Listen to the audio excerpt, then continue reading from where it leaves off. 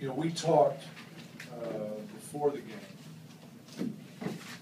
You know, after they made their trade at the trade deadline, you know, they became a team that really just decided to spread the floor and shoot threes and try to outscore it. And for us, you don't face, even Denver's not like this. Right?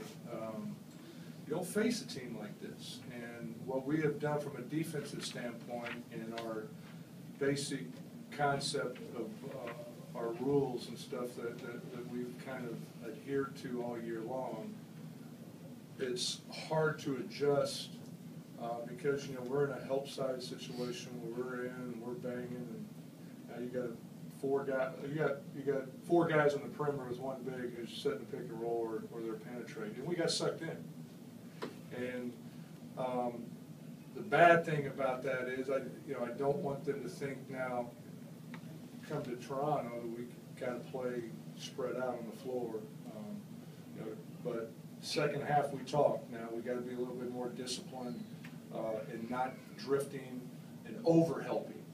And I thought did a much better job in the second half.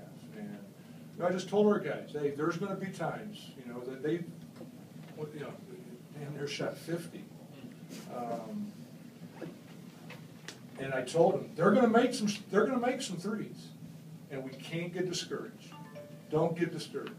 And I know it was hard because, especially at the start of the game, I mean, they were like 11 for 14 or whatever it felt like.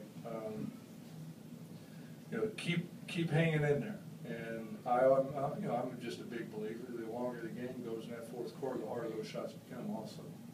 And you know, I feel our guys did a good job. We went back and forth from being big to try to make them have to guard us. You know, if they wanted to go small with four guards, you know, I wanted to have to put one of them on either Nene and Mac, you know, Booker, and that's what we did at the end of the game. You know, I went big, 21 seconds to go in the game, and you know, we said whoever the little guy's on, right, that's who we're going to. And he was on the back, and we did a good job of executing. And he just backed him in. You know, got fouled, made the foul shot. We were lucky enough. Bradley came up with the offensive rebound that wasted a little bit more time on the clock. So I mean, it's a hell of a win. You know, for a back-to-back night, you know, facing two teams in the Western Conference. Obviously, we only play twice a year, and both these teams in the playoffs. This is good for us.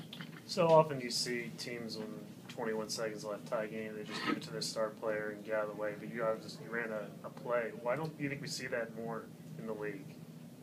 I'm just, you know, I'm a firm believer of going at mismatches. I'm a firm believer of the feel of the game, how a guy's going. I thought Emek played outstanding for us. Again, you guys brought it up to me last night about how he's playing. And he was doing a job down there when he was getting the ball down there. And, you know, that's just, I coach by feel. I don't have a set thing that we're going to go to every time. You know, we're going to see John in the spread a little bit like we did a little bit in the last couple of minutes. But they did it all game long, and I thought that they would stay small. I said, screw it, let's go big. And, you know, it could have been Nene. It wasn't actually, it was for either one. Whoever they wanted to put the little guy on, we were going to.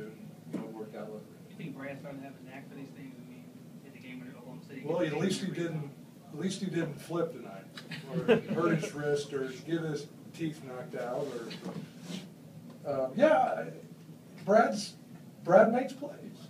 You know, we've seen it. You know, Oklahoma City, different things. You know, come up with that rebound. Now he needs to make the free throws. You know, I ain't letting him off the hook there. You know, he needs to make both of them in case somebody throws in a half-court shot and it goes overtime. We don't lose.